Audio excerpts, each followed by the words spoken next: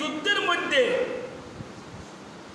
মুশরিকদের মোকাবেলা করেছে, অথবা যে কোনো অন্যায়ের অবিচারের বিরুদ্ধে মোকাবেলা করে সে মৃত্যুবরণ করেছে, সে শহীদের অন্তর্ভুক্ত, সে শহীদের অন্তর্ভুক্ত। একজন মানুষ যদি আপনাকে এই বর্তমান পরিস্থিতি ছাড়া আপনার পাশের বাড়ি একজন ব্যক্তি যদি আপনাকে অন্যায়ভাবে হত্যা করে, আপনি হুকমান শহীদের অন্তর্ভুক্ত।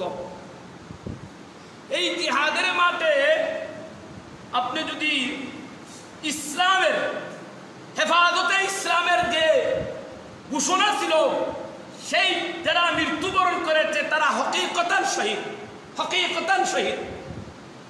কারণ সেই সময় আল্লামা আহমদ শফি সাহেব আমার উস্তাদ রহমতুল্লাহ আলাই, ওনার ডাক ছিল নাস্তিক মুরতাদের বিরুদ্ধে, ইসলামের পক্ষে।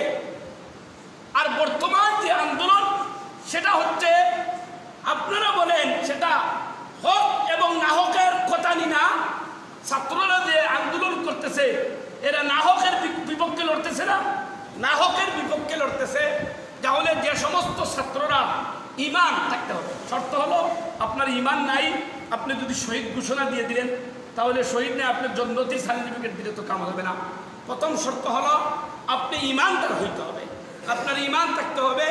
আর ওই ঈমান অবস্থায় যদি যে কোনো একজন ব্যক্তি আপনাকে জুলুম হিসাবে আপনাকে হত্যা করে, জুলুম হিসাবে আপনাকে কাতল করে, জুলুম হিসাবে আপনার উপর গুল্লি চালায়, জুলুম হিসাবে আপনার যে কোনো ধারালো অস্ত্র দ্বারা, হাতিয়ার দ্বারা আপনাকে হত্যা করে, তাহলে হুকমান আপনি শহীদের দরজা লাভ করবেন। এই জন্য আমি বলি না, আমাদের বিডিআর যারা আছে, বিডিআর ভাই যারা আছে, যারা আমাদের দেশকে পাড়া দেয়, এই পাড়া দেয় ভারতের কাফির মুশরিকরা যদি আপনার ভারতের সিপাহীরা আমাদের বিডিআরদেরকে আপনার হত্যা করে গুল্লি করে মারে, তাহলে তারাও হুকমান শহীদি দরজা পাবে, তারাও হুকমান শহীদি দরজা। কেন?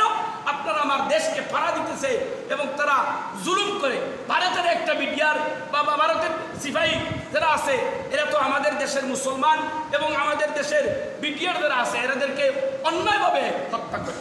তাহলে বর্তমান যে ছাত্ররা আছে, যে সমস্ত মুসলমান ছাত্ররা আছে, এরা যদি মৃত্যুবরণ করে তাহলে হকের অন্যায়ের বিরুদ্ধে হক প্রতিষ্ঠিত করার জন্য, ন্যায় প্রতিষ্ঠিত করার জন্য তারা যদি শহীদ হয়, মৃত্যুবরণ করে, তাহলে তাদেরকে হুকমান শহীদি ঘোষণা দেওয়া যাবে, হুকমান শহীদি ঘোষণা দেওয়া যাবে। কেন? রাসূল করিম সাল্লাল্লাহু আলাইহি ওয়াসাল্লামের হাদিস, লা তাআতু ফি মাসিয়াতিন, তোমরা গুনাহ, অন্যায়, অবিচারের অনুকরণ করিও না।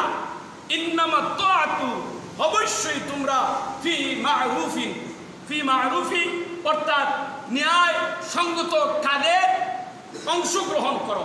এই অংশগ্রহণ করতে যদি আমি মৃত্যুবরণ করি তাহলে এটা শহীদি, হুকমান শহীদি মর্যাদা আল্লাহ পাক রব্বুল আলামিন আপনাকে আমাকে দান করে দেন।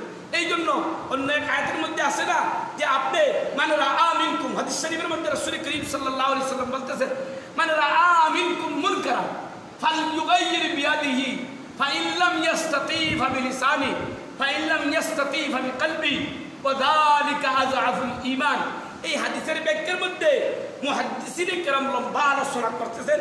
তার সারসংক্ষেপ হলো যে শুধুমাত্র ইসলামের পক্ষে সত্য কথা বলবেন এটা না, একজন মানুষ আর একজন মানুষের উপরে জুলুম করে যদি, তাহলে আপনার শক্তি থাকা অনুযায়ী শক্তি যদি থাকে তাহলে হাত দ্বারা আপনি প্রতিহত করতেন। একজন মানুষ আর একজন মানুষের উপর জুলুম করে, হাঁটতে জুলুম করে, বসতে জুলুম করে, গাড়ির সিটের মধ্যে যদি জুলুম করে, গাড়ির ভাড়া দিতে যদি জুলুম করে, একটা কন্ট্রাক্টর আছেন না জুলুম করে, তাহলে আপনি এই ন্যায় বিচারের কথা ওই সময়ের কথা বলতেন। আপনি এটা আপনার ইমানই দেখতো, গুঙ্গ হইয়া বসবেন না, গুঙ্গ হইয়া বসবেন না। একজন মানুষ যদি আর একজন মানুষের আপনার চলাফেরা করতে তারে রাস্তা দেয় না, এটাই আপনি কথা বলতেন, এটাই আপনার ইমানই দেখত। হাত দ্বারা প্রতিহত করেন, হাত দ্বারা করতেন, হাত দ্বারা না পারেন জবান দ্বারা করতেন, মুখ দ্বারা করতেন। মুখ দ্বারা যদি করতে না পারেন তাহলে কমপক্ষে অন্তর দ্বারা ঘৃণা করা আপনার ইমানই দেখত। অন্তর দ্বারা ঘৃণা করা আপনার ইমানি দায়িত্ব। আর ইমানি দায়িত্ব যে কাজের মধ্যে হবে, এই কাজের আপনার পক্ষে যদি আপনি কথা বলে মৃত্যুবরণ করেন, তাহলে আল্লাহ পাক রব্বুল আলামিন আপনাকে শহীদের মর্যাদা দান করে দিবেন।